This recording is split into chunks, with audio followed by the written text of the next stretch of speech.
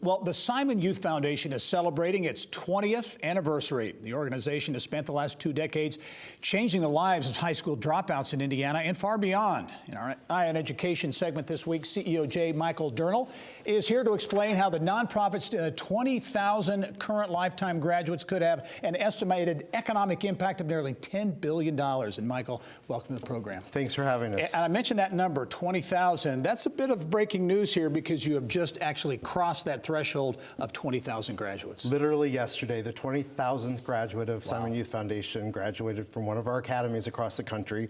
We're keeping it a little under wraps. We'll announce it at our December graduation ceremonies. Wow, that's impressive. And the impact of the Simon Youth Foundation, it's hard to overstate it, in my opinion. I just think it's amazing. 20 years. Talk about how this concept, how these schools, how it all came about. Well, Simon Property Group as an entity probably actually should be credited with creating corporate social responsibility. It has been a family value, it's been a corporate value to give back to the communities where they serve.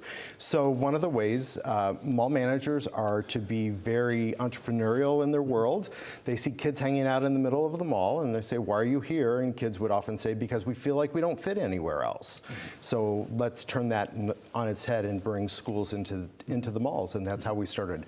Very first academy was in San Antonio, Texas, and the story just goes from there. We're finding, we kind of jokingly say, one size doesn't fit all, and in the mall world, we know that they're specialized, so why does education have to be that way? Yeah, and truly, you're changing lives, and in many cases, maybe saving lives, too, of high school dropouts, turning them into graduates and going on to careers and fruitful lives. Right, either through our scholarship program, many of them continue on to 2-year, 4-year, or technical training, or they choose to go on into the world of work, and we just hope that we prepare them for whatever comes next. Yeah, the success is in some of these numbers. You're in 15 states now, I believe. You have just approved a couple more academies, so you'll have 41 academies next year. 7 will be here in central Indiana, but again, you've got them in states around the country. Yeah, we're thrilled. We've been able to grow our network through a hub and spoke method, nodes we call them.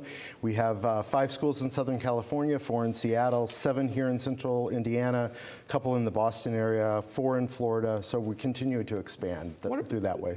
I know there are probably many stories, but stories that, as you reflect on some of the graduates and some of the young people who've gone through the program. They're amazing stories of resilience, of grit. We've had students who've gone on to get Fulbright scholarships.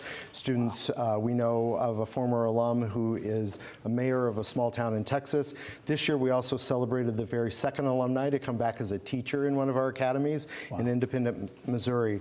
But we often have the opportunity to talk to the students as a graduation and try to glean from them their own personal stories. And had a young man just recently tell me, I said, what's next? Are you excited? I said, are you thrilled? He said, well, I'm just happy to be alive. And I kind of chuckled at that for a minute and thought, well, high school's rough.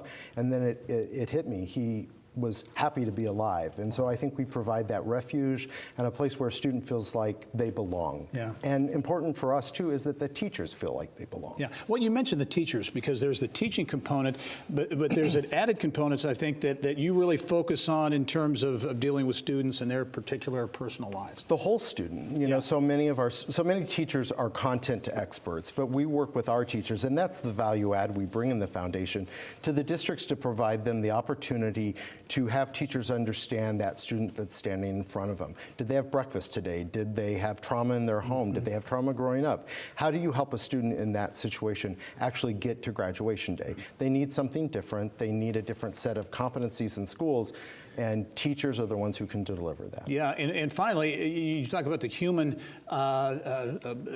positive situation out of this, the economic development piece, and getting these high school graduates into the workplace. I think you're pegging the number at about $10 billion. Right. We know from the U.S. Department and government statistics that every kid who graduates high school is going to earn about $500,000 more in their life over the course of their lifetime. That times 20,000 is $10 billion.